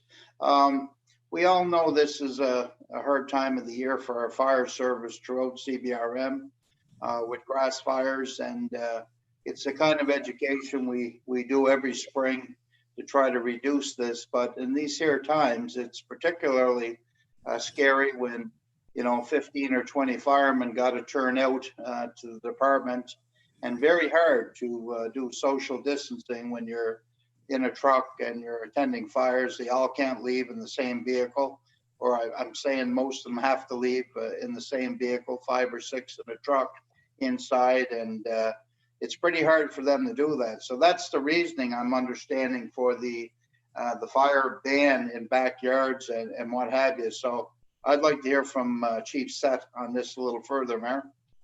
Thank you. We'll go to Chief Seth, please, on the fire bans. Thank you, Mr. Mayor. Through you to Councilor Brucksch. That's exactly one point of that you're speaking to. It's difficult to have to maintain that social distancing when we have a truck full of firefighters responding to, and what my opinion and others' opinion is unnecessary and nuisance type of responses. And it's important that on top of this, we have to remember that the fire ban is initiated from the provincial direction of natural resources, and we are supporting that, moving it forward. And ultimately, at the end of the day, we're looking at the overall safety of our responders. Thank you. Anything else, Councilor Brucksch for Chief Seth? No, thanks on that, Michael. I guess, you know, the point is a lot of people like to go in the backyard and burn their grass. They got strange ideas, figuring it's going to make it turn green a little faster. And in the process, there's a lot of animals that end up dying over these fires, not to mention the strain on our service. So I think it's important that people heed to this, and really, especially at this time, think of our firemen that are out there volunteering their time, along with our paid departments, department in Sydney and the few they have in Waterford, Glace Bay, and the North Side. We have to do our best to protect them. It's pretty hard for them to dress up in PPE when an alarm rings. They need to respond, and which is a little bit different than our solid waste department. They can be dressed and are ready there, but our fire service and our firemen, some close to 600 to 700 now volunteers, we have to be concerned about that. So Mayor, I think that messaging, we have to share that as a council as much as we can on this fire ban. It's very important. Thank you. Yes, and thank you, Councillor. Recognize Councillor Gillespie. Thank you, Mayor Clark. And oddly enough, I agree with Councillor Brucksch on this. It's very important for us to make sure that our fire department and our volunteers are protected. I believe that Deputy Chief Chris March has done a terrific job of being the voice and of the fire burning. When it comes to, you know, grass fires and that kind of stuff, I think the reductions have been due to the hard work of the staff, and I would just like to make sure that that's pointed out, and to Chief Seth and his staff, that they've done a great job over the last couple of years bringing down the number of these grass fires and the education portion that Councillor Brucksch had mentioned. So I'm okay with this continuing as a ban. Thank you. Thank you very much. And I would just note that we will incorporate any of the operational issues as part of the communication plan, which is going to be very much needed going forward, as are noted. So we move on to the fifth item, the citizen and community-based spring cleanups. Pretty much straightforward in terms of the challenges. Would recognize Councillor McDougall. Thank you, Mr. Mayor. Just curious, I know the community cleanups are really important. I feel like they're important not only for cleaning up our communities, but also as a wider educational piece on litter, illegal dumping, shoreline debris, what have you. I didn't anticipate it at all coming back this summer, but I'm curious if there's any thought going into, should restrictions start to lessen it in the fall, would we be thinking about kind of doing some fall version of community cleanups? I think part of the discussion that the CAO has already discussed was, again, with people doing their own individual in front of their property or being a good neighbor, and just incorporating that in any of the yard waste they put forward, or curbside or green bin. But with that, we would consider it as we get a sense of where we go forward. And if just to the point, and I know it's later, but things that, like the trash formers or summer employment, there may be something where the federal government has extended now to I think, well into the fall or beyond the employment opportunities. They may be looking for projects like this that can get people working. So we would look at that. I know, Marie, if I go to CAO, that is something you've been considering, but sort of similar to the theme right now is we have to look, Councillor McDougall, is just where we go with the timing issues. CAO?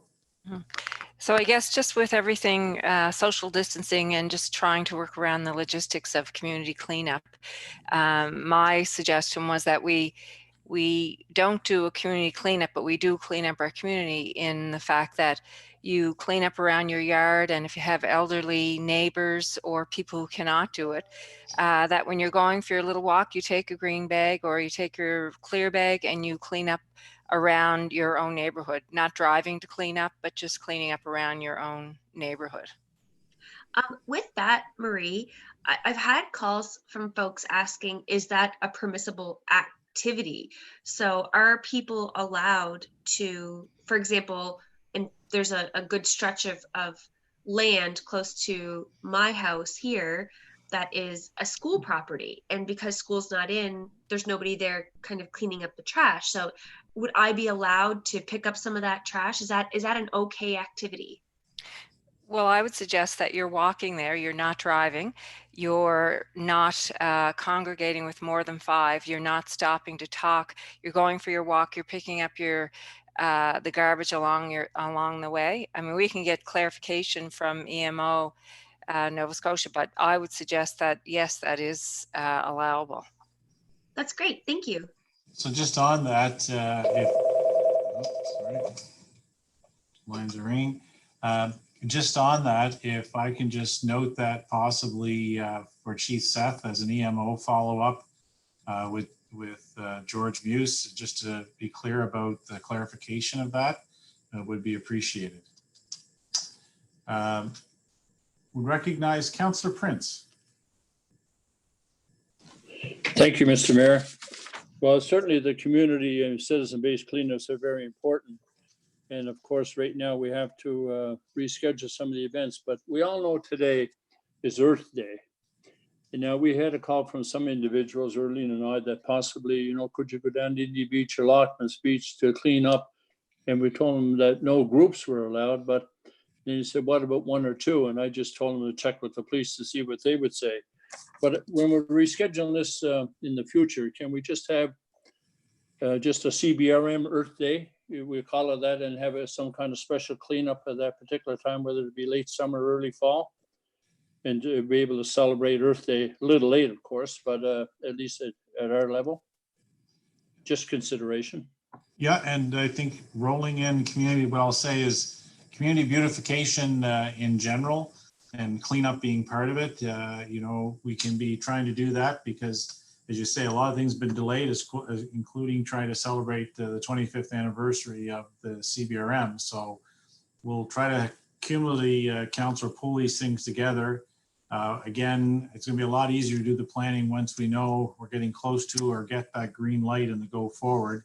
As I say, the all clear to be able to start recovery. So definitely we'll put that on the working list as well, Councillor. Thank you very much. Councillor Gillespie. Thank you, Mayor Clark, and I have to say to CAO Marie Walsh, I love that line. We can't do a community cleanup, but we still have to clean up our community. I think that's terrific. Really well, really posed into my head. I just thought it was great. I organized 6 community cleanups last year just in my own district. And the groups that came out did a fantastic job. Very appreciative of their work. And for Francis Campbell's people came, picked everything up. It was just terrific. In the fall of last year, I reached out to several businesses in my district about helping financially with a type of cleanups for the community. And I received some good response. But again, as this started to become an issue with COVID-19, I just explained to them that we were going to be putting it off. So I like Clarence's idea that maybe we could just have this as a CBRM cleanup timeframe. So some good discussion. Thanks. Thank you very much. Councillor Eldon MacDonald. Thanks very much, Mr. Mayor. And I'm going to come back to some of Marie's comments and what Councillor Gillespie was just speaking about. And I don't want to be repeating myself, I guess, but it comes down to the concern of the spread of the disease for me. And I agree 100% with Marie's comments of, you know, everyone out in their own communities and cleaning up their own communities and walking down the street they live on or the block that they live on and cleaning up as they go. But I think we have to have strong messaging if we're going to put that message out, that they only do it if they're wearing the proper protective equipment. They have to have gloves when they're doing it. It's one thing to think you're walking down the street and picking up a bag of chips that's empty, or a pop bottle or a can or a Tim Hortons cup, which we know there's many Tim Hortons cups. But the reality of today's world is we have no idea when you pick that Tim Hortons cup up, who dropped it, whether it was your next door neighbor or a car that's out for a drive and decided to just throw it out the window in front of Marie's house. I'll use the example, and Marie goes out and picks it up. We have to do those things. We have to clean up our communities, and we should encourage that. But it should only be done if those residents are using the proper protective equipment to make sure they are not getting contaminated themselves. And of course, further contaminating anyone that would be inside their households, mothers, fathers, brothers, sisters, and everyone else, because there's a whole transaction that happens after that pickup of that one simple item. So have to stress that you have to be wearing the proper equipment when you're doing these types of things. It's only going to cause the problem to get worse if we think we're doing something good, but we're not doing it in a responsible manner that our health authority would want us to do. So I just wanted to highlight that. Thank you. Thank you, Councillor. Councillor George MacDonald. Yeah, just on a maybe more optimistic note, I know if you're watching, we were on the air. In fact, Prime Minister Trudeau has announced millions of dollars, millions for students for the summer. And I don't know where they're going to work. And we can't foresee the future. So I guess I'm just a little more optimistic. Maybe by the time the middle of the summer comes around, I know Marie and probably recreation are on top of this, but like they're almost going to have students sitting home getting paid now with no place to work. So I mean, maybe as the summer gets in, gets a little farther along, maybe it'll get a little bit better. And I know nobody can foresee the future, but I guess I just want to touch on that because again, I've just watching it on my computer, the other computer I have here, and like they're going to spend millions for some of these students just to sit home and get paid. And I know, for example, down in the Miners Museum, I know they have 4 or 5 or 6 getting on. It'll be closed for the summer, but I know, for example, Mary Pat's going to find ways to use those students in a safe way inside the museum. So I mean, it may be the same with CBRM and maybe even with some sort of cleanup. I'm not sure how the rules and regulations will work, but we're going to have more students getting paid in CBRM for summer employment that can't find summer employment. So it's almost an ambiguous thing, I realize, but maybe being a little more optimistic, maybe along the way during the summer, later on in the summer, we can find ways to use some of those. And I know Amanda's probably on this already with her organization, but there's going to be thousands of students getting paid. And they even gave the figures, and with nowhere to go, no work to do in a sense. But hopefully we can put our heads together and maybe find some way in a more, like I say, maybe a more optimistic tone, but find a way for some of these students to maybe help with cleanup in some safe way. And I don't know the rules and regulations, how you do that, but maybe we can use some of those students down the road. Thanks. Thank you, Councillor. Any other items on the community citizen base? Then we move to the sixth, the legal dumping concerns, public education and enforcement. I have Blue Marshall here who would like to speak. Okay, sorry, go ahead, Blue. Hey everybody, I want to talk about the community garbage clean in my area. Like what we do up here with the whole community during the summer. And we put prices most bags people bring. And what we do is for community, if you get more bags, you put your name in there. And you got, I think all day we do that. The next day we draw the prices. And the people chipping in like it's clean. But one problem we got in Gillespie is heavy garbage. That's the thing we have problem everywhere. Everyone to put heavy garbage on the roads. And if we can do that, if we can do it up here in CBRM, get prizes or something for the community, your area, and that'll be more better that way, and people will see it. Sometimes I donate gas cards, not that much. You can donate gas card or something, little gift cards, you know, and that's what we do in Eskasoni. And Eskasoni, like we come to town sometimes to get a donation somewhere. Just donate something like a rake or a shovel, you know, we'll try to make a little package. Somebody wins, so you win this. Fishing rod, little bicycles, you know. And that's what we did in Eskasoni last year with Chief Leroy and the council. And what do you call that guy? Who does the engineers up there too? Like we do that kind of stuff, and I hope we can do it here all over CBR, and then people will catch on. And education too. Educate the people what we can do and work together. And that would be the good thing to do. We're helping each other here today. Let's do it. Let's help each other and let's clean this.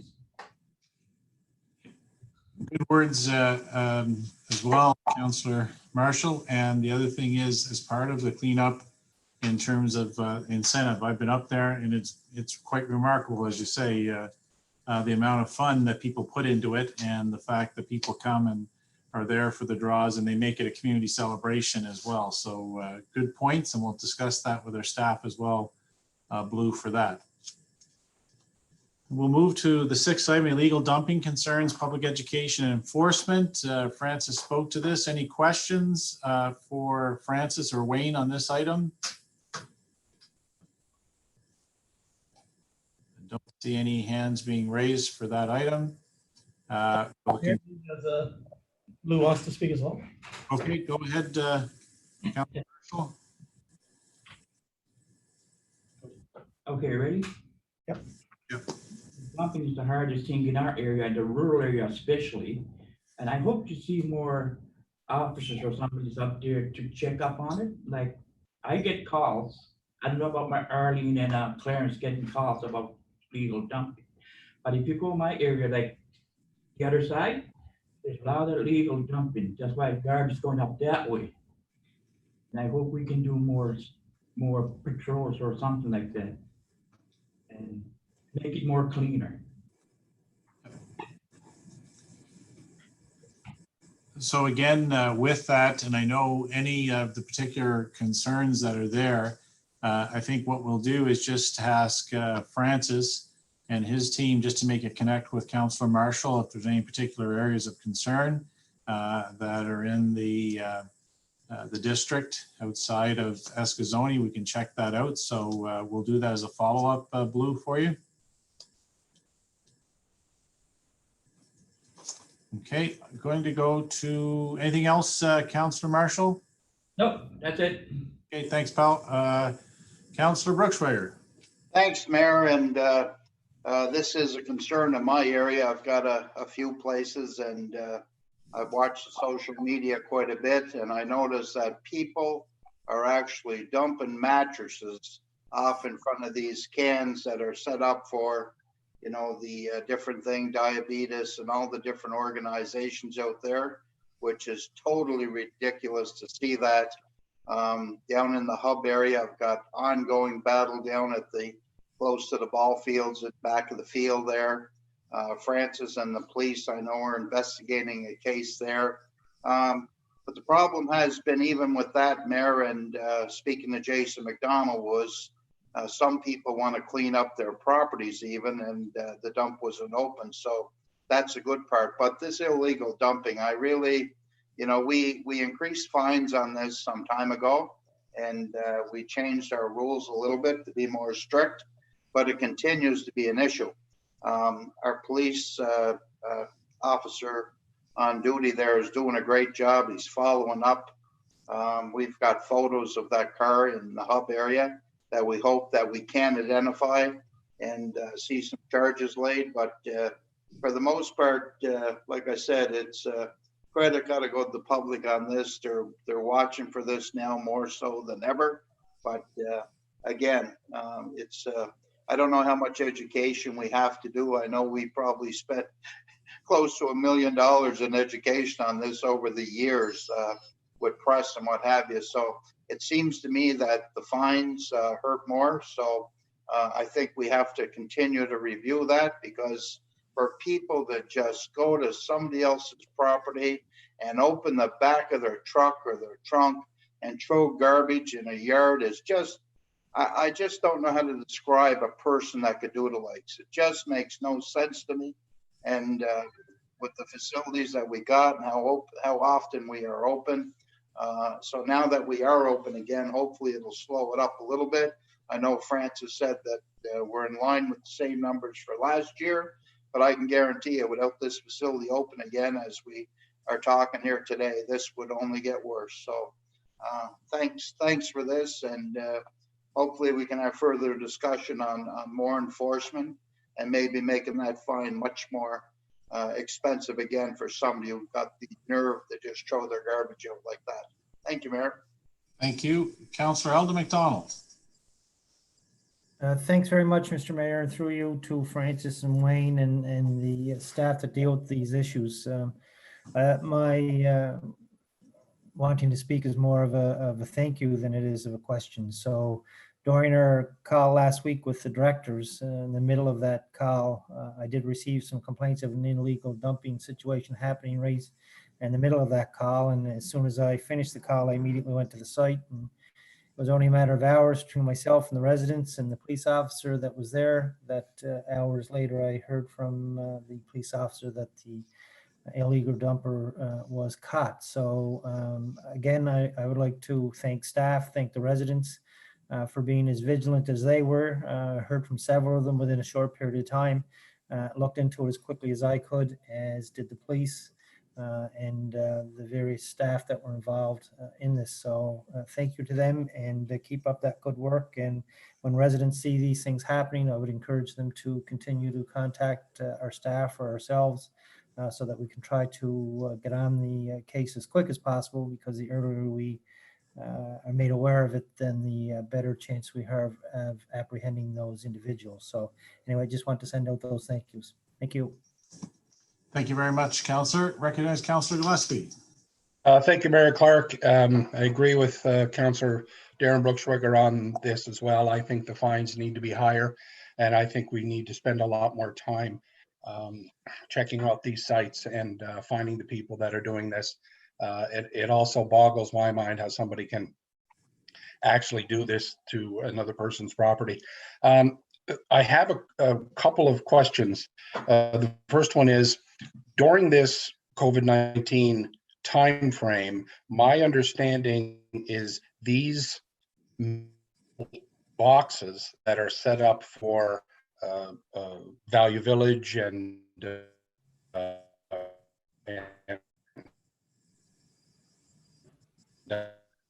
Diabetes Association, they're now sealed because they're actually not allowed to collect anything for someone to dump garbage there. So, excuse me, Steve. Councillor Gillespie. Yes, Mayor Clark. It's just what you were saying for the last minute was pretty much garbled. I think you started off by saying those donation bins or boxes, and the rest was pretty inaudible. Okay, I'm sorry. Can you hear me now? Yep, it's just, it is what it is. Go ahead. Okay, those donation boxes, my understanding is that they're sealed. So if they're sealed because these groups are not allowed to collect, could we not have them removed, taking away the opportunity for someone to dump their garbage there?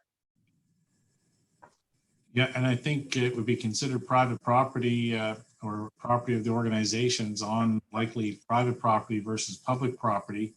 I don't know of any of those that would be on CBRM owned property. Francis, would you have anything to comment on that, or Wayne? Yeah, if I could address that issue, these donation boxes were identified as an issue 1 week into this pandemic across the country. Yes. All of these charitable organizations currently have no staff working at all. We are property from said property, so it's identified as an issue across the province or across the country right from the get-go. It's something that we are not legally able to address at this point in time. Hopefully, with the announcements today of funding going to charitable organizations, it's something where they may get some employees back in a quick way, and they can address those issues at that point in time. Francis, my concern with that is just in the last couple of months of Value Village has actually become more of a business than a charity. So I know that they work with the charity, but the reality is I think that it's all up to this one organization to collect and distribute. And then there's payments made to the charity, which is great, but these are everywhere. They seem, does it seem to me that they're just slipping through a loophole? I wouldn't call it a loophole, but again, a lot of these donation bins were issues even before the current situation that we are in. It was up to those organizations to deal with it at that point in time, although we helped as much as we could, where we could. But under the current situation, we just don't have the legal ability to go in and remove those containers or those waste. Yeah, and to be honest, I wasn't thinking that it would be up to us to move them, that the request would come from us to the organizations, but I appreciate the answers. Thank you. Thank you. Councillor MacLeod. Thank you, Mr. Mayor. A question to Francis. Understanding that all material that was got with these here donation bins is now considered contaminated. And if it goes, it has to be taken to the landfill.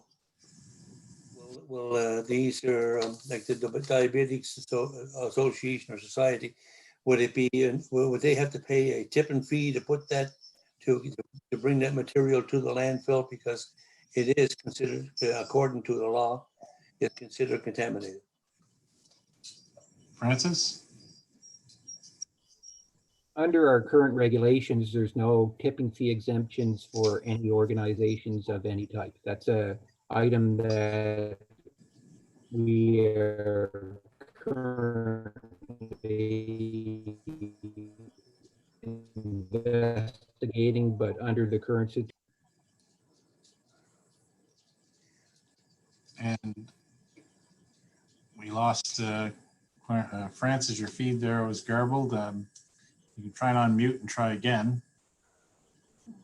Okay. But I think I got the gist of what he was saying. There's no exemptions and that they would have to pay. Okay, thank you, Councillor MacLeod. Appreciate that. There being no one else on the list, the seventh and final item on the discussion paper was the go forward implication for parks, grounds, the trash formers, public works, street side repairs. And I think just the breaking news of student employment may affect all of the above in terms of normal operations and just maybe a delay of starting. So I think this is something with all of our officials, as been indicated, we will monitor. Everybody wants to get things back to normal as soon as possible. And people especially are motivated to get our students and everyone a paycheck and to do some good community cleanup and work as well. So any questions with regards to just the parks, grounds, trash formers, street side repairs? It's indicated they'll continue to go forward operationally as best possible. So Councillor MacLeod.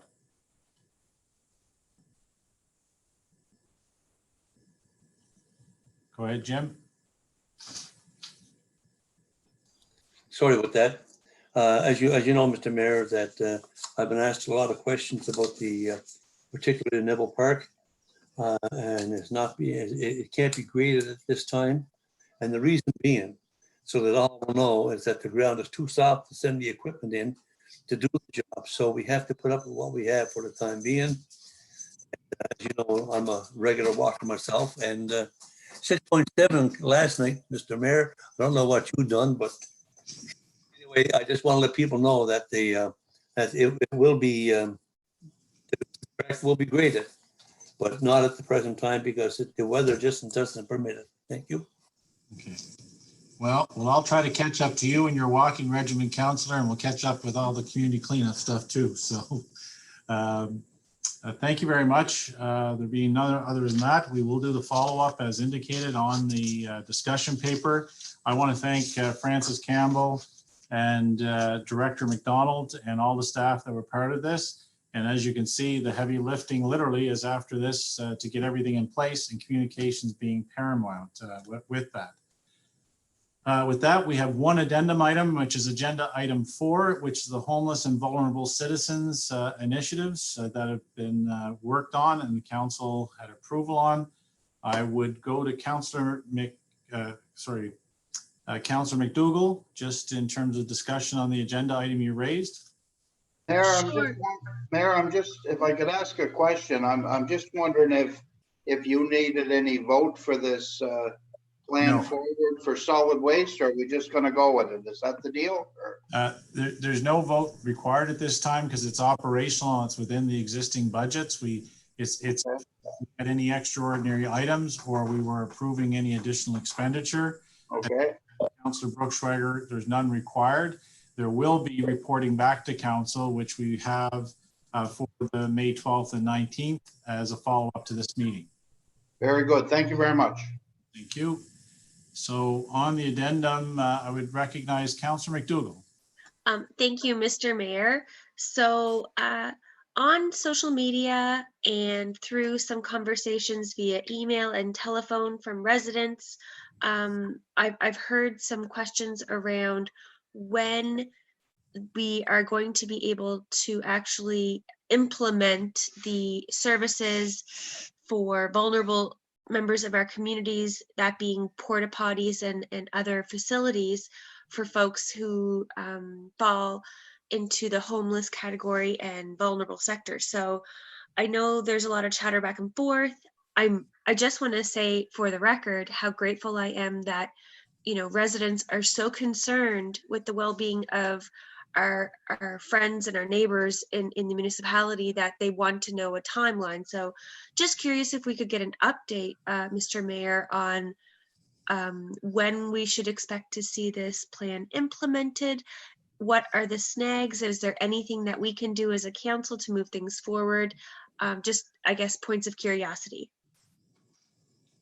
So just in terms of this, we are literally, it comes down to one point of contact right now, and that's the province of Nova Scotia. We have been back and forth with countless requests for information and responses that have been provided. It was an ongoing back and forth yesterday. I spoke with the minister and communicated back and forth. They said they're doing further analysis. I've reached out to our local ministers to indicate what has been heard. Many people know I was on CBC radio with Wendy Bergfeld last night, and I get a sense of the frustration that's in place.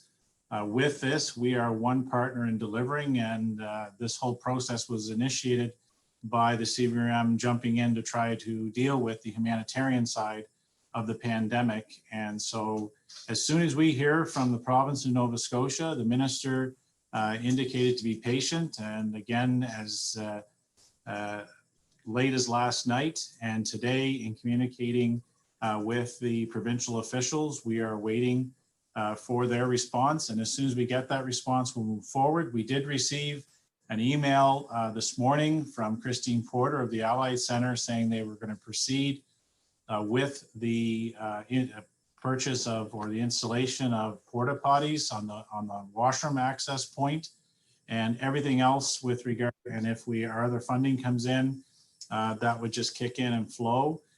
In terms of CBRM, once we get the political confirmation, the working committee that has been myself, Councillor MacMullin and Councillor Eldon MacDonald, it then goes over to staff.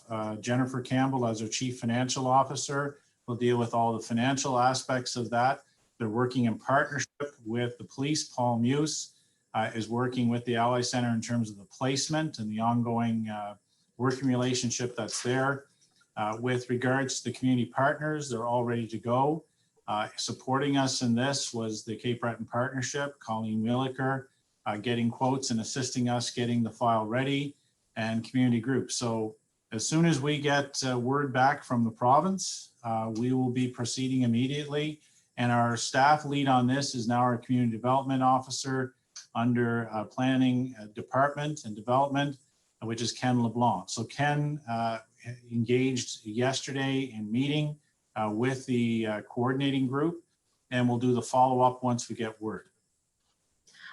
Just a follow-up question to that. So are we able to, as a municipality, because these are extraordinary circumstances, I feel like the intention from the province is to come in as a partner, but could we not just get this going, get this moving, kind of like bankroll it on our own and be compensated from the province? Is that an option?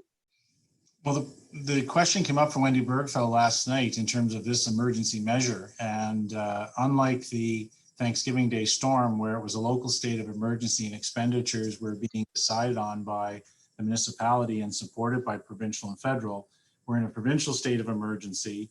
As I indicated, once we start a process, which was 90 days, was the anticipated timeline for the program delivery in providing those supports, that we would follow up. But what we have seen is the fact that the province, from the minister, I asked specifically if we could go on the basis of the paperwork catching up to a commitment, and we did not have a confirmation of that. So that's holding up the process. We're just waiting for word and we proceed. Otherwise, we have no guarantee that we will receive the additional funding. I would note that $35,000 from a federal support program was received from the Allied Center towards the washroom access program. So there are dollars that were there. And I know Councillor Earlene MacMullin had been in some communication back and forth as a member of the committee. So maybe to further comment, I'll go to Councillor MacMullin. Yeah, thank you, Mr. Mayor. I just wanted to really follow up on a lot of things that you had said. Unfortunately, patience is a virtue, and it's not something we all have, and it's very frustrating as time goes on. In regards to the CBRM, and I just want to make it very clear, we were very quick to respond, and I'm not sure where the lack of discussion or the concern kind of really ramped up over the last week, but right from the get-go, like myself, Eldon, the mayor, as the mayor mentioned, the partnership of the Ally Center, we all got together very quickly and realized there was a need, and that was brought forward, and we all decided to act on it. When this first started, actually, the priority case was hygiene stations for those that wouldn't have the ability to wash their clothing because they don't have access to a washer, or dryer, or laundromat, or those that possibly couch jump or don't have it, they can't get a shower. And we all know with COVID, the important part of not getting sick is to be able to be clean. So it was really stressed that we needed a spot where they could get washed up, where people could get a shower, where they could wash their clothing. So we took it CBRM, like I personally went out and I addressed community cares on the north side to see if it was something they'd be able to help with. Councillor MacDonald on his end reached out to Dave Soller for the same. So we were able to pull that together very quickly. And then the washrooms were actually secondary in original conversation. So we were still trying to encompass all that. And we did move along very quickly.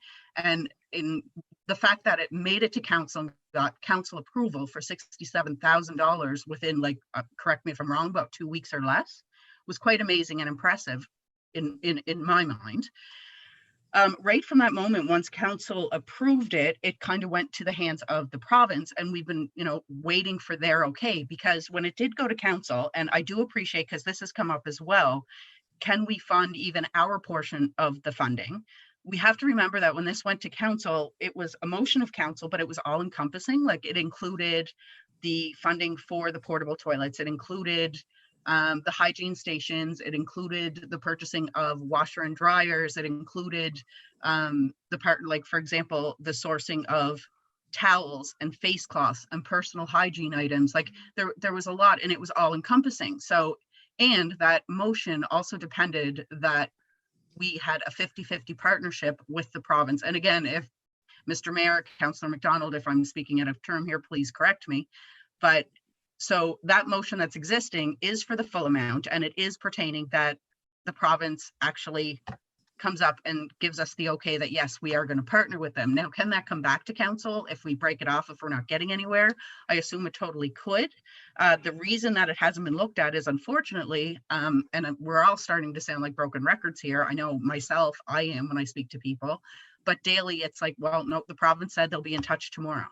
We're supposed to hear tomorrow. We're supposed to hear tomorrow. So that's really where we've been, and it's been communicated through the groups, and there's been a breakdown there somewhere, and I'm not exactly sure but where or when it happened, but it was been made very clear that we have done everything we can do on our end where we are now, and we're literally waiting for simply something in writing from the province, not even formally, like Mr. Mayor has mentioned many times, even something as simple as a text, like, yeah, go ahead and we'll catch up, because we as CBRM, we're ready not only to fund our 67,000, but we will also flow in the province's commitment, as long as we know that that's something that they will partner on and eventually will get caught up on. But right now, we don't have that okay. So I know that's a very long-winded story, but it's really a point of frustration for me when I see in social media that CBRM has dropped the ball. It's so untrue and personally insulting is the way I like to look at it, because I believe CBRM went above and beyond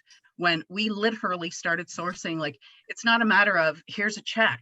Like, we were like, okay, these are the facilities that need to help with the hygiene. So what do they need? They need washers, they need dryers, they need a shower, they need sets of towels, they need hygiene items, and we went and did all that, but it seems like all this is getting lost. So again, patience is a virtue, and we are just waiting for that one line that says the provinces were ready to go. And again, like, to give credit to the Ally Center, like, God love them, they were able to put it together so that the portable toilets will be coming out. And like, hopefully we'll get our end soon and we'll be able to reimburse that very quickly. But yeah, that's pretty much where we are. But we've been working very, very hard from day one. So I would have to argue with anybody that says CBRM did not do its portion or does not show empathy or anything like that, because I've been involved with this from day one. It's a month in. I'm as frustrated as anybody else is. But man, like, we've really put the pedal to the metal for this, and I think we've given it a lot of attention. So I hope that gets communicated and not lost up that, the here and now and where is it, and it's, it's all the burden on us, because that's completely not fair. Thank you. Thank you. I'll go to Councillor Eldon Macdonald. Thanks very much, Mr. Mayor. And I want to echo and support Councillor MacMullin's comments. I believe everything she said is quite accurate. When this project started, I was involved working with the Gillespie undercurrent site and the undercurrent site in Sydney. We worked to get contractors in there and dropped everything they were doing at the time and went in and gave quotes. And Dorothy on the north side doing the same thing, and quotes in at the Allied Center. This whole project was based around nowhere for the homeless to be able to go and shower, use the bathroom, have washing facilities, and proper sanitation, hygiene, deodorant, shampoos, where they could be looked after and taken care of. We engaged in that process a month ago, and porta potties was not part of that project, was not part of that discussion until after the fact.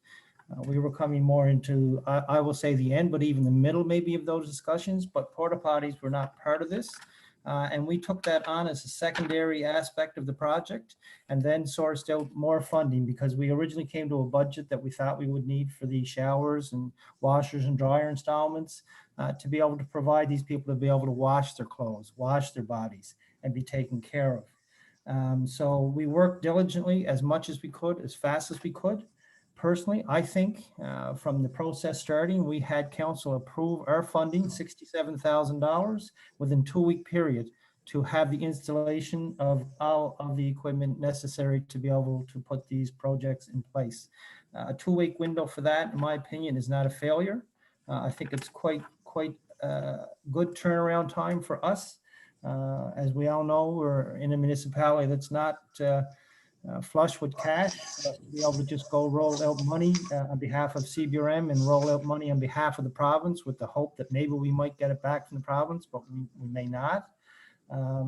It was very clear to me through all of our discussions that this project would not get a green light until all funding aspects were approved and in place so that we could make sure we could carry out the project as we all agreed to.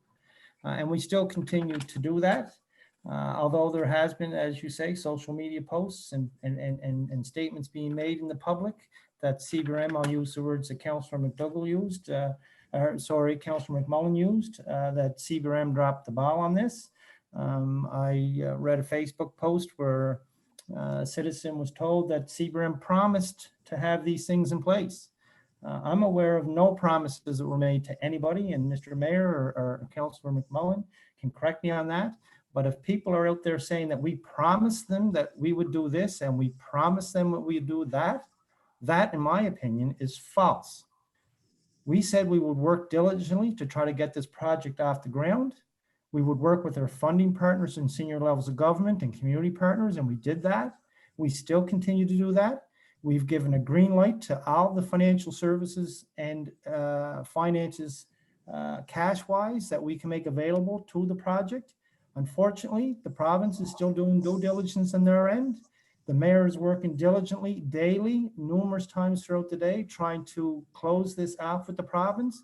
But until the province is ready to sign off on this, we will continue to have to lobby for that end of the funding to make it happen. If the Allied Center sends an email out now saying that they're going to go ahead with putting those porta potties out on their own, at their own expense, if that could have been done 2 weeks ago, and that money was there to do that, then maybe that should have been done 2 weeks ago when we could have been worried about trying to follow up with this money we're waiting on. But there's been no delay on CBRM's part. I myself and Councillor MacMullin and Mayor Clark have been working very diligently to try to make this happen. I'm very disappointed that people are out there making statements that we're making promises that we're actually not making. But if the facts were made known about how this is unrolled, I think there would be a different story to be told. But for me, I've done my part. I've done everything I can to move it forward. And if some other community group or organization has another avenue or another way forward that they see as a faster way, then I welcome them to go that path and wish them the best of luck in that path and finding the necessary resources. But we've done everything that we said we would do and continue to do so.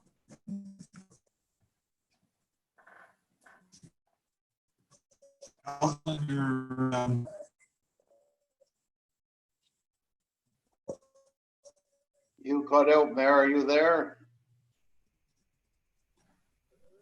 And we're going to see through your empty scale. We can just mute back because we're not getting anything.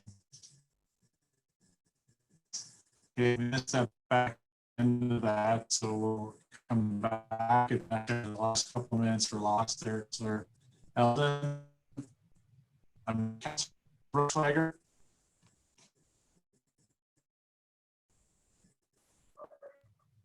Can you hear me, Mayor? Again? Can you hear me? I can barely hear you now, Mayor. Darren, I can hear you clear. I don't know if you can hear me. It's Eldon, but Mr. Mayor. Okay, we're having, try again, Darren. Can you hear me now? Can you hear me now, Mayor? Eldon, do you hear me now? Yes, I can hear you perfectly fine, Darren, but I can't hear the mayor. Just came back through there, please. Okay. Regrettably, there's a lot of garble coming through the minutes.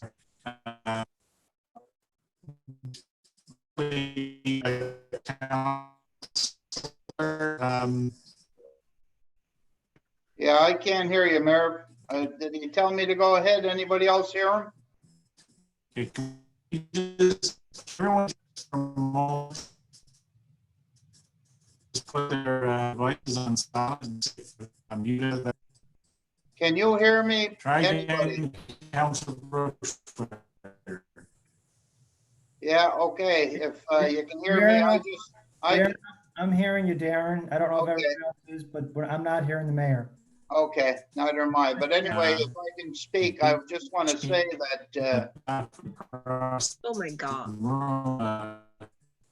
I just sent a message to the mayor to shoot it down, Darren, that we can't hear him. Unfortunately, we can't hear you, Counselor. there you are. Mayor, you there now? Counselor MacDonald, put your phone on your bus on pretty that will assist.